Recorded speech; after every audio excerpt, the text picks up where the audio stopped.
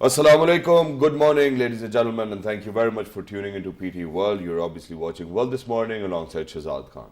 Today it's a very important day for Pakistan and for all those Pakistanis and for all those Muslims who reside within this country. Because of the fact that today we are obviously observing Kashmir Day and we definitely show solidarity. It's a symbol to show and to project solidarity with the brethren of Kashmiri people who have actually suffered a lot because of Indians.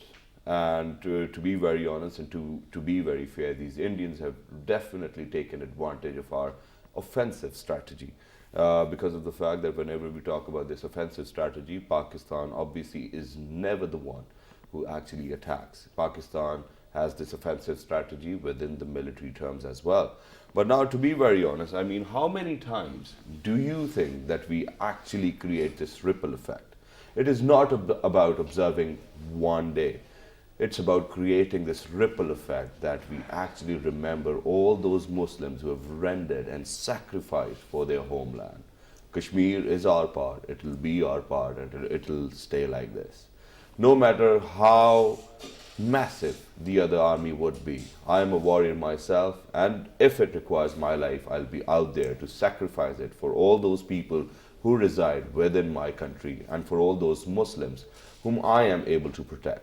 So ladies and gentlemen, today we are observing this Kashmir Day. And it is just to show solidarity with all those people who are out there and with all those families who actually lost their sons, fathers, mothers, daughters, and I don't know how many more people. But right now we've got a small package to share with you guys. Go ahead, take a look, and when you come back, we'll indulge in a conversation where we'll try to figure out a way how to get our Kashmir back. Pakistan and India have fought 3 wars over Kashmir since 1947. India claims the entire state of Jammu and Kashmir, but this claim has always been contested by Pakistan, which has represented the right of self-determination of the Kashmiris. Despite widespread dissatisfaction amongst the Muslim community in Kashmir, which also formed the majority, on October 25, 1947, Hari Singh, the Maharaja of Kashmir, signed an instrument of accession to the Indian Union under pressure from internal insurgencies and the Indian government. This led to the First Indo-Pak War, which lasted until 1948, when India sought resolution of the issue at the UN Security Council. The UNSC passed Resolution 47, which urged Pakistan and India to hold a plebiscite or vote for the Kashmiris, whereby they would decide on whether they wanted to accede to Pakistan or India. That resolution remains unimplemented to this day. In the aftermath, escalation at the border has resulted in the two armies engaging in armed battles on a regular basis and at least 2 full-blown wars. At the same time, Indian atrocities in Kashmir have inspired an armed conflict against the Indian army by Mujahideen, which has intensified since 1989 after a disputed election in the Indian-held region. Approximately 40% of Kashmir is controlled and protected by Pakistan, and with Pakistan's stated position of supporting an independent state of Kashmir, the region has its own legislative assembly, government, and Supreme Court. The remaining area is under the control of the Indian military, and India's stated position on Kashmir is that it is an integral part of India. Attempts to reach a solution to the dispute through talks have been largely unsuccessful despite regular bilateral peace talks since 2010. Although thousands have died as a result of the turmoil in the region, the conflict has become less deadly in recent years. Sayyid Ali Hassan, PTV World. Right, so that was a little report we shared with you guys, and I don't know whether we really have to make it sure for all those other people who still think that, you know, everything's fine in Kashmir. Now, these footages which we have shared with you guys, you can see how people have been beaten over there. Is it the way how it should be? I just don't understand why all these UN passed resolutions do not have any implications. I still do not understand for all those people who say that they're human activists, they're social activists, and they raise their voice on so many different issues which relate to discrimination, violence, rape, murders. Why do you think that they're failing within this particular region? Do you think that it's a controversy? Do you think that the leaders do not want to do that? Well, you're very wrong. Our leaders, obviously, they support the fact that the Kashmiri brethren, and Kashmir is obviously our land, and that's why we have actually dedicated the entire show just for all those people who have actually suffered within that particular region. But ladies and gentlemen, today to further elaborate how the situation is and to get an idea, get a brief idea how the people are actually suffering over there, we do have guests over here on our celebrity couch. And talking about them, I think these are the people who will actually help us know about Kashmir, how the situations are over there. So I think very briefly I'll introduce the guests and then we'll indulge in the conversation. So on my right hand side we've got Sayyid Abdullah Ghillani, who is the Hurriyat leader, Senior Vice Chairman, Kashmir Freedom Front. Thank you very much for coming over. How are you? Fine, alhamdulillah. Thank you very much for coming over once Thank again. And we'll definitely indulge in the conversation, but in 1 minute before I get done with all the introductions. Alongside Mr. Sayyid Abdullah Ghillani, we've got Maria Atiq, who is a human rights activist herself. Thank you very much for coming over. How are you? I'm good, thank you. Stay blessed. And alongside Maria, we have got Shaista Safi, who's lobbyist at Youth Forum for Kashmir. Thank you very much, guys, for coming over. And to be very honest, these people, they've even been living in Kashmir for a certain period of time. And I think I'll start from Shaista over here. So Shaista, let us know, how was it when you were actually living in Kashmir? Thank you very much. And I was 3 years old when I was exiled from my motherland, and a 3-year-old kid don't know what the word exile mean, but thanks to India, that made me realize what it is to be out of home, out of the touch with the family. All my family members, I'm here with my parents and my siblings, but other family members, all relatives, all family, all friends, all memories are there in Indian occupied Kashmir. We just migrated in 90s, and Indians did not allow us to go back there again, and we were not allowed to I was not even allowed to see my hometown where I was born. And whenever we have any ceremony, we have any happiness over there, or we have any sad moments, we can't even share them with our families. We are all alone here, but thanks to Pakistani people that they made this hardship a little easy for us, that they became our friends, they became our relatives, they became our very good friends, and who accompanied us here in Pakistan. So this long period of time of 25 years or 24 years, we could stay here in Pakistan. So on this Solidarity Day, I would like to thank all my Pakistani friends and all my Pakistani relatives who made this hardship easy for us. Well, I think in the first place, you really do not have to be so thankful, because Kashmir is a part of Pakistan, and all those Muslim brothers and sisters, may it be Muslims or may it not be Muslims, I think you're a part of us, you are our family members, and there's no need to say thanks at all. Please don't do that. Now moving on to you, Maria. As I earlier mentioned that, a lot of human activists and social activists, they raise their voice with different issues. Why do you think they're failing in this particular region where we have to talk about occupied Kashmir? I think the conviction is lacking, or probably the spirit is not the same. At times we get confused, and the second thing is that this idea at the back of our minds that India is a stronger country, it is a large country, and it enjoys immense clout in the comity of nations, that probably we may not be able to present our case that effectively in the world, or the world may not listen to us. I think this is a major reason we have not been able to achieve success, but I believe that in the presence of resolutions of the United Nations, we have enough legal stand which we can take against the Indian atrocities in the Jammu and Kashmir Valley. But when are we going to do that then? We are doing it. I believe that I'm very hopeful and optimistic of this thing, that the new generation of Pakistan, as I am representing here, the new generation of Pakistanis who have taken up the issue of Kashmir, not Since only you're a part of the youth forum because as well. yes, and not only at the national level but internationally as well. We have been coordinating with the United Nations Human Rights Council in Geneva and taking up the issue of Kashmir, because we want the world to know that what is actually going on there. We do understand that India claims to be a largest democracy, a biggest secular state, but at the same time in Kashmir you have got 750,000 army personnel. Yeah. So in the presence of such heavy military, how can you expect to give rights of the people, and then how can you claim that you are a democracy? Indeed. I think I'll agree to that, but where you actually mentioned that India, at the back of our head, we think that it's a larger country and stuff like that. Honestly, it just takes one Allahu Akbar to take everybody down if we have to. That's something which I think I need to mention. But Abdullah, since you're a Hurriyat leader yourself, how do you see these problems being resolved as a leader? Actually, problems, it was the prime responsibility of the United Nations. Yeah. They were supposed to resolve this issue. But I think so far they have been failed Okay. to implement their own resolutions, and international community at large, especially the world powers. And I think this is the right time now for them to come forward and show that responsibility, show that commitment that they are supposed to resolve such issues.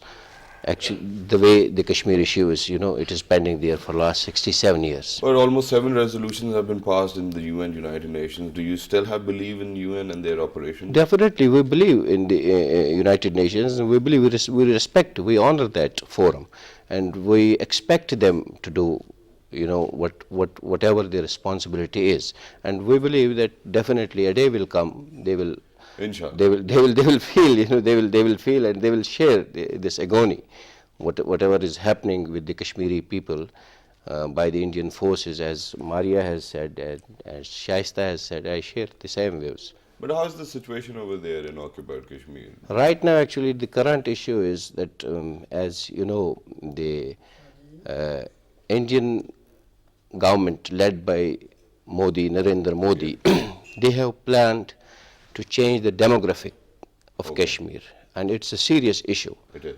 And I think now the responsibility, the greater responsibility comes over the shoulder of the nation of Pakistan, that they have to show the greater commitment towards the Kashmir issue.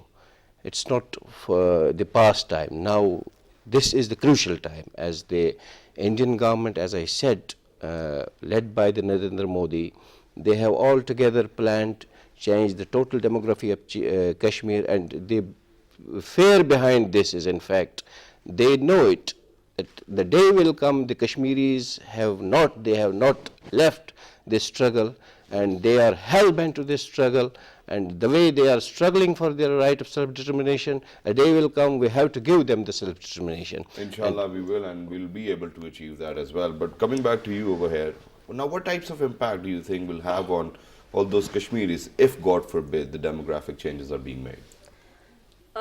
God forbid if the demographic changes are made, actually, like Hindus are becoming a majority in the state of Jammu and Kashmir, then I fear that we'll lose our case altogether, because Jammu and Kashmir has traditionally been a Muslim majority state, and this was the reason it was supposed to be annexed with Pakistan. That was the principle of partition, that Muslim majority areas were supposed to join Pakistan. Indeed. So now if the plebiscite takes place somewhere in future, according to the resolutions of the United Nations, it is going to be a Hindu majority. Secondly, I'd like to point out one important thing, Sure. that in the recent state elections held in Jammu and Kashmir, the BJP has been for the first time able to exploit the communal lines there. Okay. This is the reason they were able to secure 25 seats, and they have won these seats all from Jammu. Jammu is basically a Hindu majority area, and this is actually an alarming thing for us, for Pakistan. It's a warning from BJP. They have actually exposed their designs, what they are designs for the valley, and when they are trying to convert the Muslim majority in the valley into a minority as well, we can very easily expect that we lose our case there.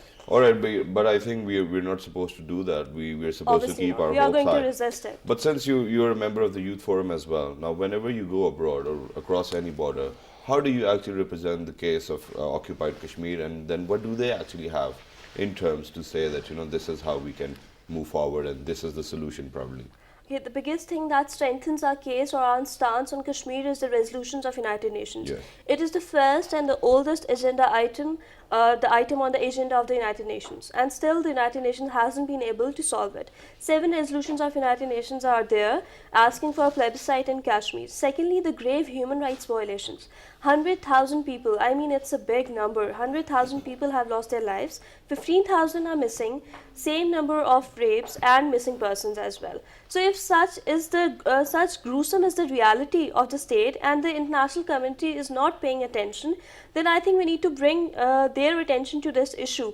We need to tell them, we need to highlight it diplomatically, and I would like to highlight another important fact here, that the media needs to play a very important role in this regard.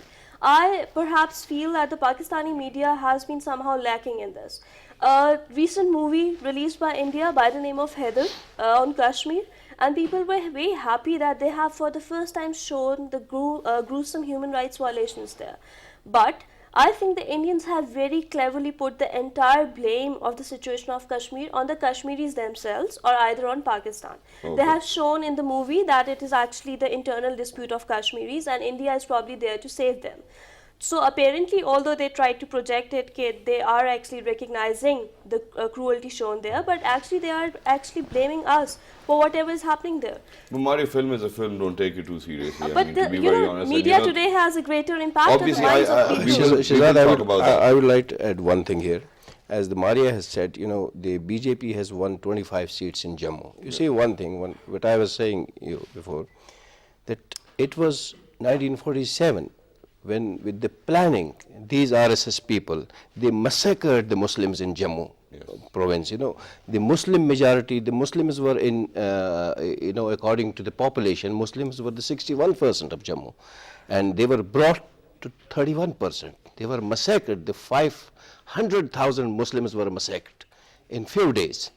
That is the reason. Now you see one thing, the BJP is now able to get 25 seats there. Now they have the same plan for the valley. They are planning for valley. We have done this thing in Jammu and we won 25 seats here. Now we should done same thing in the valley and we can win in the valley as well.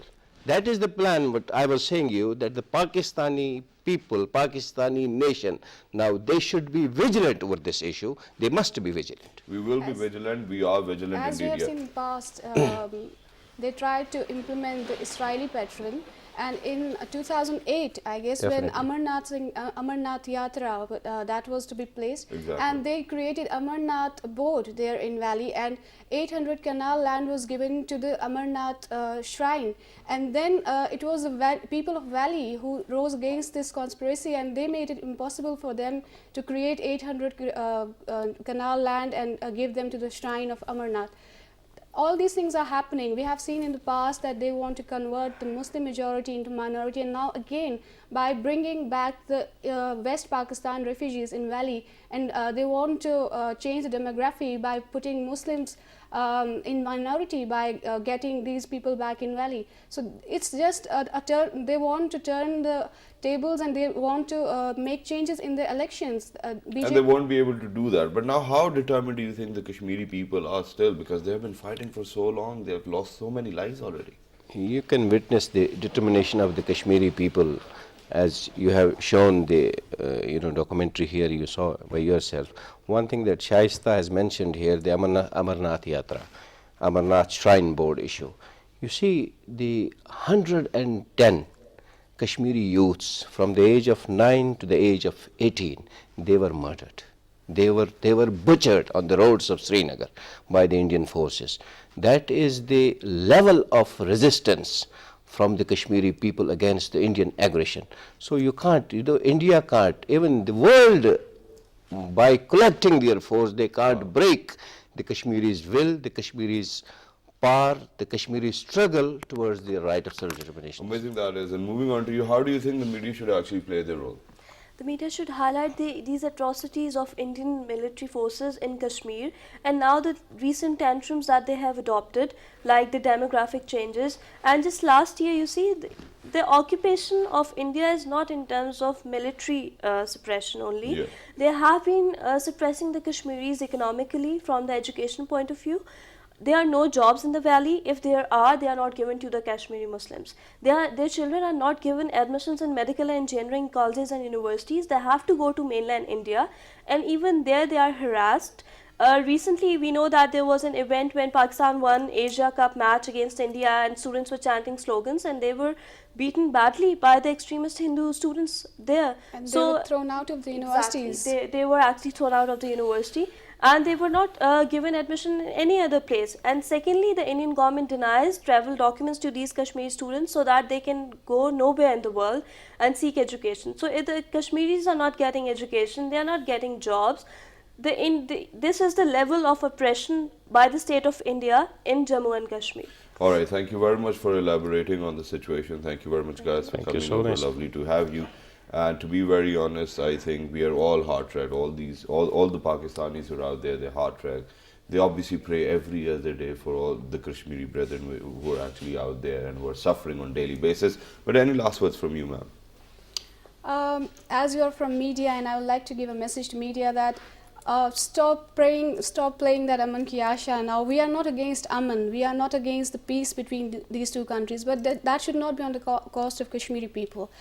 See what Kashmiris are going through, ask them what they want, and highlight what they are asking for. We just need some of your few good words for Kashmiris. That's enough for us. We can fight. We just want you guys to be solidly backing our right of self-determination. And inshallah, we will do that. It's not just words. We're going to play their role. We are going to play our roles as individuals. We are going to play our role on any other platform which is out there. Our leaders, they're struggling to get Kashmir back. Whenever it's the election campaigns, whenever it's the Foreign Office, whenever there's any atrocity, I think our leaders have taken a step forward. Don't you have to worry at all. But ladies and gentlemen, to be very honest, I think it's about time that I say thanks to all these ladies and gentlemen who have been over here elaborating on the situation. On Twitter last night, I tweeted that, let's ask Kashmiris at least once what they want. And hashtag is Kashmir ka Pakistan. And Pakistan ka Kashmir, sorry for that. So go ahead, tweet me, and I'll definitely read your tweets out. But to be very honest, as Maria earlier mentioned, that there were movies being made, and they actually tried to project such a picture where the Kashmiris or the Pakistanis are the ones who are not supporting, or it's their mistakes or something like that. We'll talk about that. We'll talk about how it is used as a metaphor. We'll have literary people over here now, and then we'll talk about this image game, because these days it's all about marketing. And now we have a small packet which will definitely highlight the Indian atrocities going on within occupied Kashmir. Go ahead, take a look, and when you come back, we'll have newer people over here in the studio talking about this literary image and marketing. Kashmir Solidarity Day is a national holiday in Pakistan and observed by Kashmiris on both sides of line of control on February 5 each year.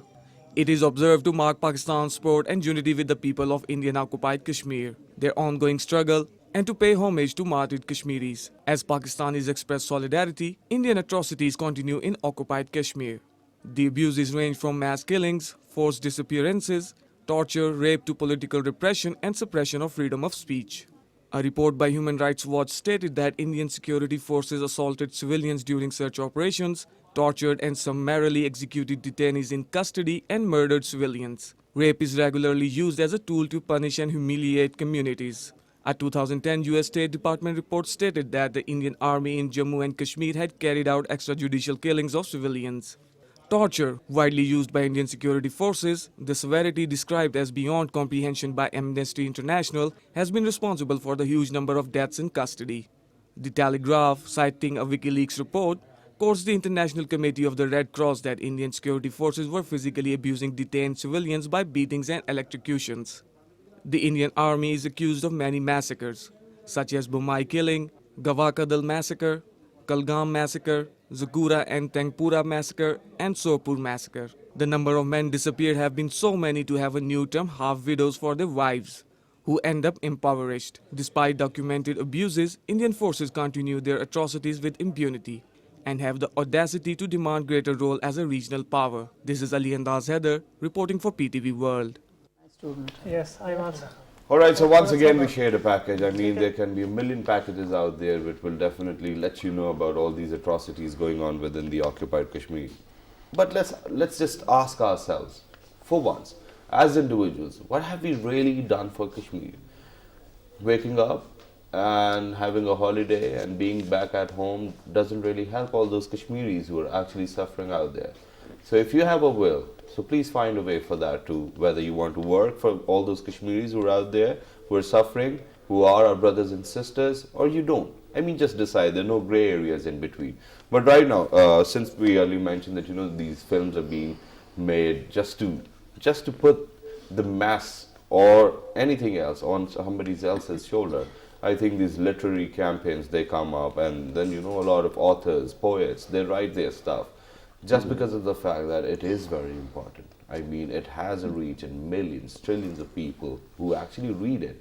And then they come up with ideas what to do and what not to do. So for that particular thing, we do have our very honorable guests who are on our couch. So I think I'll do the introduction. First of all, Mr. Ejaz Gul Saab, so thank you very much. You're a film critic yourself, and you know film industry in and out, to be very honest. Thank you very much for coming over once again. Then we have got Mr. Hamza Hassan Sheikh, who's a literary person himself. Thank you very much for coming over. How are you? I'm fine. Thank you very much once again. And then we have got Ms. Shahina Ayub Bhatti, who's a teacher, who's a literature person. Though, thank you very much, guys, for coming over. So now earlier, or the guests whom we had said, they were mentioning about the movie Haider, which was actually banned in Pakistan, and they said that, you know, the image which they have portrayed is that the Kashmiris themselves are responsible for whatever situation they are in, or the Pakistanis are. So how do you think that these movies play a very vital or important role? Well, as far as Pakistani films are concerned, we do not have a very large collection of films on Kashmir. And but you know, when one thinks about Kashmir in terms of Pakistani films, I think of Riyaz Shahid's Ye Aman back in 1970, which was a very important film, and it was the entire story of the film revolved around Kashmir. And then there was Raza Mir's Lakhon Mein Ek in 1967, which was actually just like Ye Aman was lensed in Kashmir, and that also was an important film. It was a musical though, but you know, the drama and the conflict and the resolution was on Kashmir. All right, very nice. Okay, now Hamza, moving on to you. First of all, you know, first things first, let's see what's your ideology related to Kashmir. So what do you have to say about the current situation prevailing in Kashmir? The situation of Kashmir, we all know that day by day it is becoming worse and worse. And as a human being, it is our first duty that we should support the people on the basis of humanity. We should see that how the current situation is going, how the people are murdered, how the people are killed, and how there are going daily killings. So we have to see, at least not as a religious point of view, we should support it as on the basis of humanity. That what is the teachings of humanity, and there are too much violation of humanity and all things going on. So as a human being, as a Muslim, as a Pakistani, we should support that. Not Kashmir. We can speak about everywhere where the violence is going. We should try to stop that. We should stand against that, so that we can prove ourselves that we are good Muslims and we are good human beings. And indeed, we will do that definitely. But ma'am, coming over to you, since you're a person whose weapon is a pen and who loves to write, so how do you think pen can be more stronger than guns? It definitely can. It is. It is more powerful. It has a more lasting impact. But the irony is that the Kashmir issue, as far as the world at large is concerned, is dormant at best. Yeah. With all the other issues that are being highlighted in the media, especially, it's all very well to have a day off and, you know, say, okay, we are celebrating solidarity with Kashmir Day, but we need to do more than that. Yeah. And if you do a very elementary search, you will not find any material on the issue of Kashmir in literature. Yes. And I think that is a very big failing on our part. We have a lot of writers who are writing in English and many other languages, but there's not much that's being written from that side. Exactly. And I think that issue needs to be highlighted. I mean, we have so much focus right now on terrorism in the northern areas, but nobody is bringing to light the issue that is there, that is live, and that needs to be brought to light of the international media. As far as we are concerned, within Pakistan, fine, we celebrate solidarity with Kashmir Day. But what are we doing on the international level? Yeah. Are we really putting our cause forth in ways that would be convincing? I have my doubts. It's very much a dormant issue, and it's being sort of been put on the back burner and forgotten about. But the Kashmiri people are there. They are living, breathing human beings. and what they are going through on a day-to-day basis needs to be brought to light. Indeed. On the international And fora. I think we have a living example for that. For example, if a small girl who's actually not able to go to school writes stuff and she gets a Nobel Peace Prize, so I think a lot of all those people who live in Kashmir, who reside in occupied Kashmir, I think all those daughters who are there, they even want to go to schools. They want to feel safe, they want to feel as if they are at home, and they want to write too as well. But why do you think that they are being so unheard? I think it's, at the risk of sounding a conspiracy theorist, I'd say that it's a deliberate attempt to divert attention from one issue and focus it on what might have been a non-issue, but which has been made into an issue. And so what the Kashmiri people have been going through all these years, in all these decades, the Kashmir issue is one of the oldest, if not the oldest, resolution tabled by the United Nations. But how much focus has there been on it?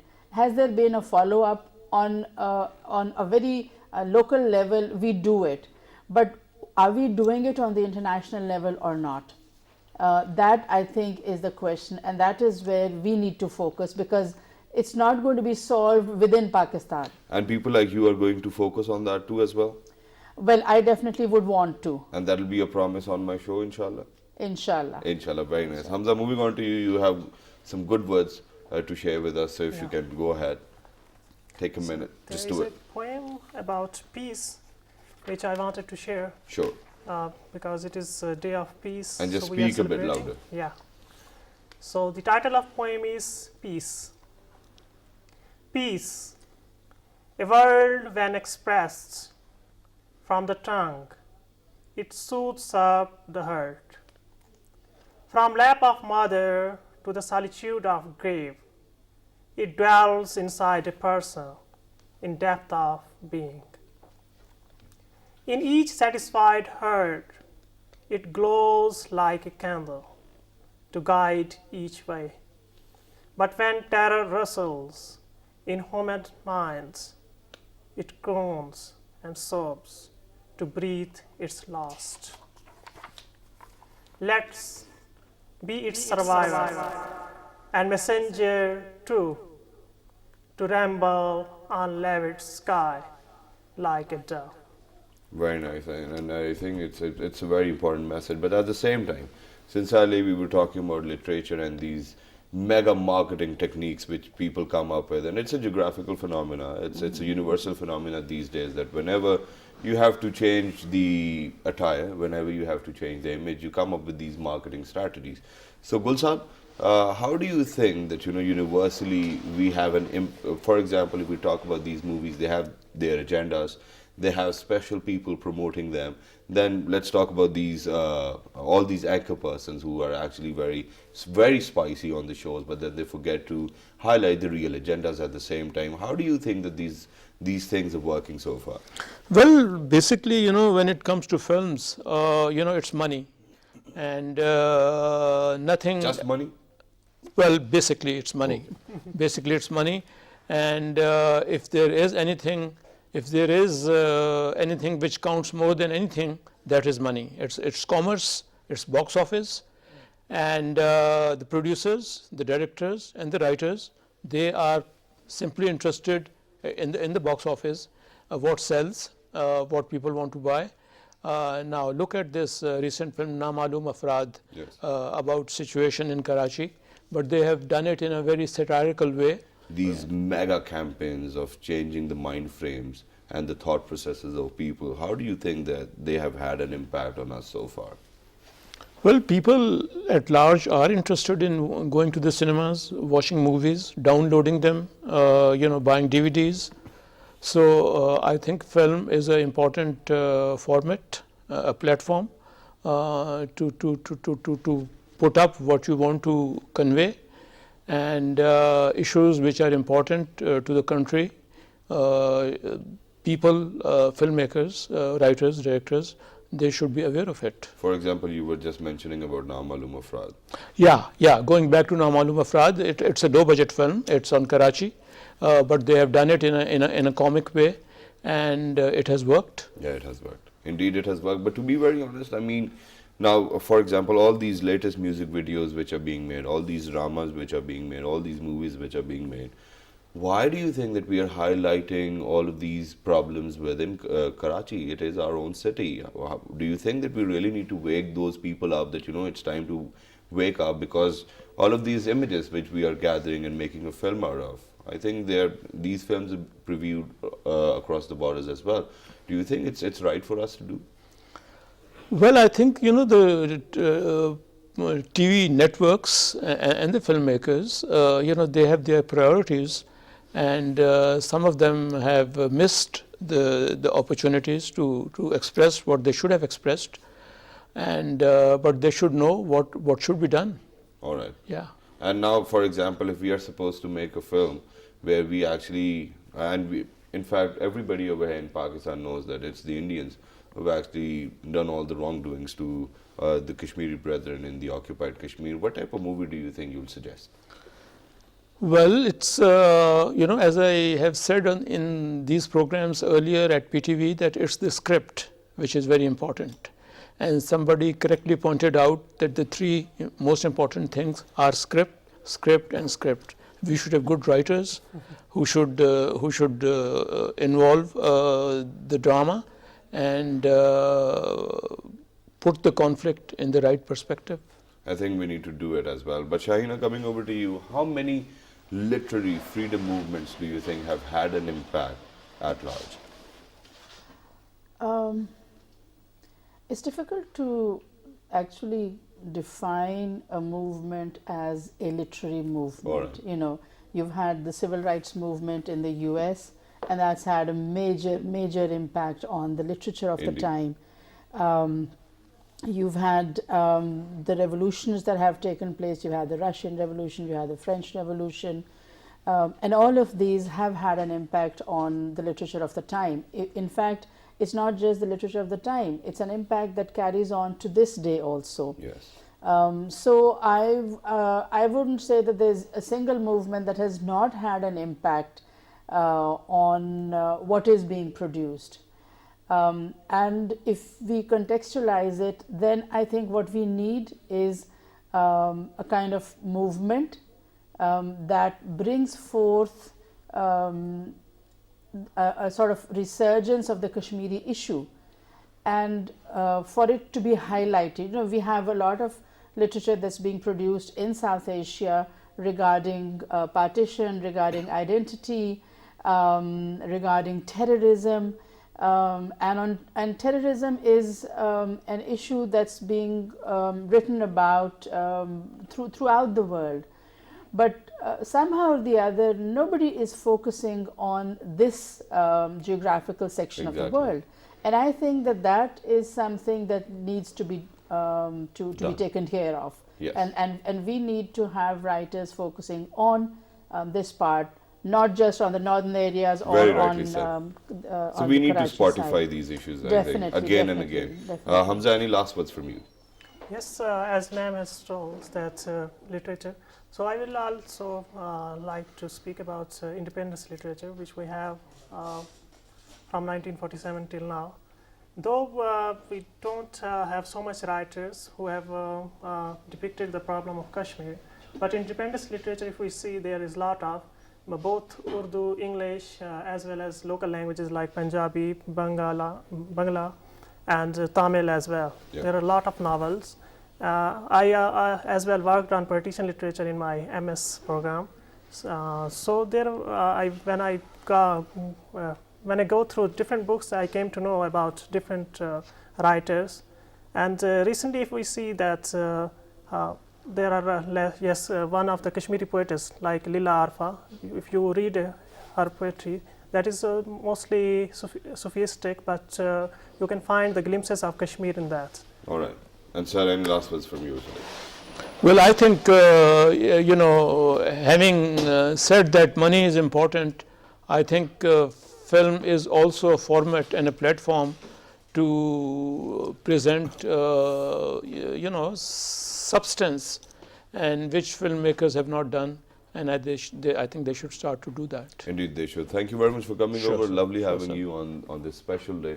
where we actually stand united alongside the Kashmiri brethren in the occupied Kashmir. But before going, I have a very small message for all those people who are out there.